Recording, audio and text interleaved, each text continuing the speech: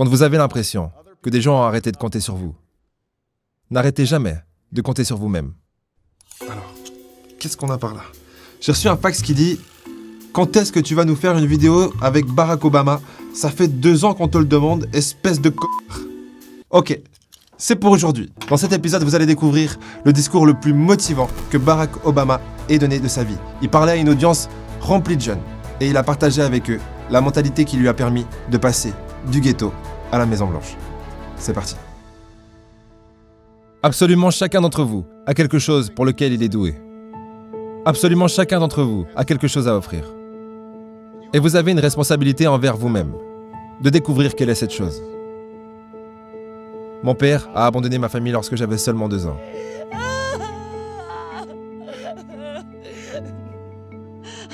J'ai été élevé par une mère célibataire qui devait travailler et qui avait parfois de la peine à payer les factures. Elle n'était pas toujours en mesure d'acheter les choses que les autres enfants avaient. Elle n'avait pas assez d'argent pour m'envoyer là où les autres enfants américains allaient à l'école. Mais elle trouvait qu'il était important pour moi que je suive une éducation à l'américaine. Donc elle a décidé de m'enseigner des leçons extrascolaires elle-même, du lundi au vendredi. Mais vu qu'elle devait aller au travail, le seul moment où elle pouvait le faire, c'était à 4h30 du matin. Maintenant, comme vous pouvez l'imaginer, je n'étais pas vraiment contente de devoir me lever à 4h30. Très souvent, je finissais par m'endormir sur la table de la cuisine. Mais à chaque fois que je me plaignais, ma mère me jetait un de ses regards et me disait « Ce n'est pas une partie de plaisir pour moi non plus, mon petit gars. » Il y avait des moments où je souffrais de ne pas avoir de père dans ma vie. Il y avait des moments où je me sentais seul et j'avais l'impression de ne pas m'intégrer. Donc je n'ai pas toujours été aussi concentré que j'aurais dû l'être à l'école. J'ai fait des choses dont je ne suis pas fier et j'ai été dans plus d'embrouilles que ce que j'aurais dû. Ma vie aurait pu très facilement tourner au cauchemar. Mais j'ai eu de la chance. J'ai eu beaucoup de deuxième chance. J'ai pu aller à l'université, faire une école de droit et suivre mes rêves. Ma femme, la première dame, Michelle Obama, elle a une histoire similaire. Aucun de ses 2 parents n'a été à l'université et ils n'avaient pas beaucoup d'argent. Mais ils ont travaillé dur et elle a travaillé dur pour s'assurer qu'elle puisse aller dans les meilleures écoles de ce pays.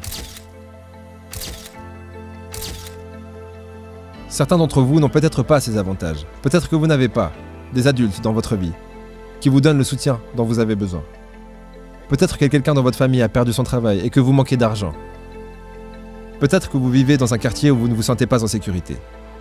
Où vous avez des amis qui vous poussent à faire des choses que vous savez ne pas être bien.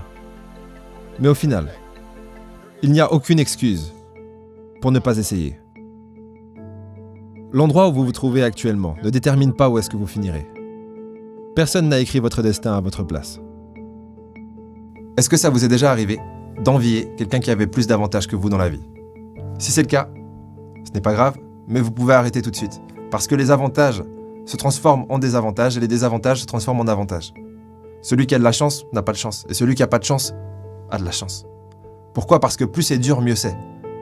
Une des pires réincarnations humaines, à mes yeux, c'est naître en tant que fils de riche. Si vous êtes un fils de riche, tout est déjà fait. Vous vivez dans l'ombre de vos parents. Et quoi que vous fassiez, on vous dira « Mais de toute façon, c'est normal, t'avais de l'argent, tes parents t'ont aidé, c'est trop facile pour toi. Moi aussi j'aurais réussi si mes parents étaient riches. » Et vous devrez faire 10 fois mieux que votre père pour être valorisé. Et même là, on vous dira « Mais c'est parce que vous avez eu de l'argent au départ. » Tandis que si vous avez rien, imaginons 50 Cent, il part de rien, il se reçoit 9 balles. Il est dans la merde. Personne croit en lui. Puis il devient 50 Cent. Ça, c'est une histoire qui se raconte. C'est pour ça que les avantages sont des désavantages et que les désavantages sont des avantages. Tout ce que vous n'avez pas vous permettra de devenir plus pour avoir ce que vous voulez. Mais peu importe ce que vous avez choisi de faire, je vous demande de vous y engager. J'aimerais que vous travailliez à fond là-dessus. Je sais que des fois, les médias peuvent vous donner la sensation que vous pouvez devenir riche et plein de succès sans travailler dur. Que votre ticket vers le succès sera le rap, ou le basket, ou devenir une star de télé-réalité. Mais il y a beaucoup de chances pour que vous ne deveniez rien de tout ça. La vérité, c'est que d'avoir du succès, c'est dur.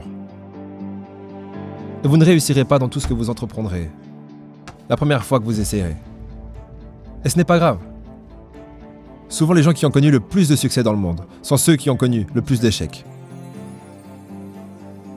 J.K. Rowling, qui a écrit Harry Potter.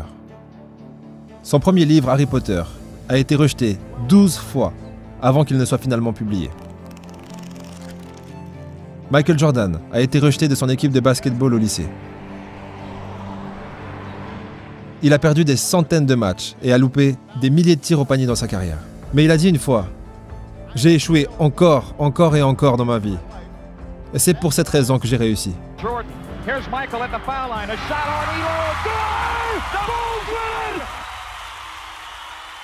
Ces gens ont réussi parce qu'ils ont compris que vous ne pouvez pas laisser vos échecs vous définir.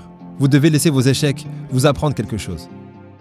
Vous devez les laisser vous montrer ce que vous allez devoir faire différemment la prochaine fois. Lorsque vous tentez quelque chose de nouveau, si vous êtes fort dès le départ, ça s'appelle la chance du débutant. Et ne vous y attachez pas parce que ça ne va pas durer. Ça me fait penser, il y a une phrase dans la Bible que j'adore. Elle dit « Laisse le faible dire « je suis fort ». J'adore cette phrase parce qu'elle marche pour tout. Si vous commencez le basket, laissez le mauvais basketteur dire « je suis bon ». Laissez le mauvais chanteur dire « je suis bon ». Ça marche pour tout. Et lorsque, à l'époque, je voulais devenir chanteur, mais je chantais pas trop bien. J'étais plutôt fort pour écrire des textes et enregistrer en studio parce qu'il y avait de l'autotune, mais j'étais pas Maria Carey, quoi. Et je me posais cette question, est-ce que, pour moi, il est vraiment possible d'atteindre un niveau dans le chant? Est-ce que mes cordes vocales ont la capacité d'atteindre un niveau proche de Maria Carey? Bon, franchement, je pourrais trouver un autre exemple que Maria Carey, mais vous voyez ce que je veux dire. Et j'arrêtais pas de douter. Mais la solution se trouvait dans ces deux étapes. Petit 1, laissez le faible dire « je suis fort ». Laissez-moi croire que c'est possible. Petit 2, se mettre au boulot pour s'assurer que ça va le devenir. Et ce qui est marrant, c'est que dernièrement, je suis tombé sur cette vidéo d'Ed Sheeran, qui va vous faire écouter de quel niveau il a commencé, avant d'atteindre le niveau pour lequel vous le connaissez tous. Tiens-moi. Oh. Attends.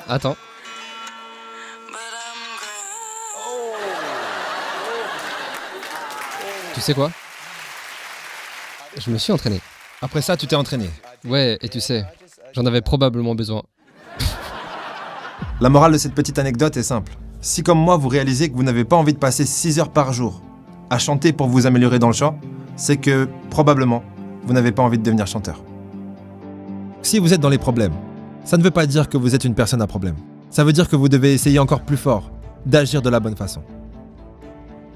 Si vous avez des mauvaises notes, ça ne veut pas dire que vous êtes stupide, ça veut juste dire que vous devez passer plus de temps à étudier. Personne n'arrive au monde en étant bon dans tout ce qu'il fait.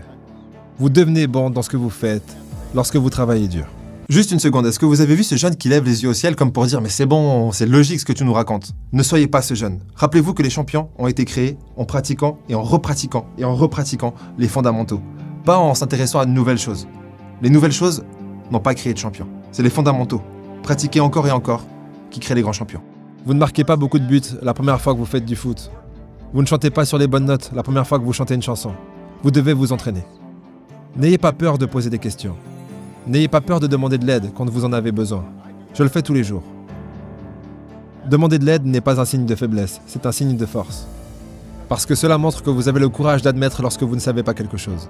Et cela vous permet ensuite d'apprendre quelque chose de nouveau. Donc trouvez un adulte à qui vous pouvez faire confiance. Un parent, un grand-parent, un prof, un coach ou un consultant. Et demandez-leur de vous aider à rester sur le bon chemin pour atteindre vos objectifs. Je m'attends à de bonnes choses pour chacun d'entre vous. Alors ne nous décevez pas. Ne décevez pas votre famille, ne décevez pas votre pays, mais plus important encore, ne vous décevez pas vous-même. Il y a une évidence qui dit que si vous en faites un petit peu plus que ce que vous vous sentez capable de faire tous les jours, dans quelques jours, semaines, quelques mois ou quelques années, vous serez beaucoup plus que ce que vous êtes capable d'imaginer. Bon, pour finir cet épisode en beauté, je vais faire face aux fantômes du passé et vous chanter une petite chanson. Et vous me direz dans les commentaires si j'ai bien fait d'arrêter la musique ou pas. Vous êtes prêts? Je vais reprendre la chanson d'Ed Sheeran. I'm addicted to your smile. Ah, ah, ah, ah, ah.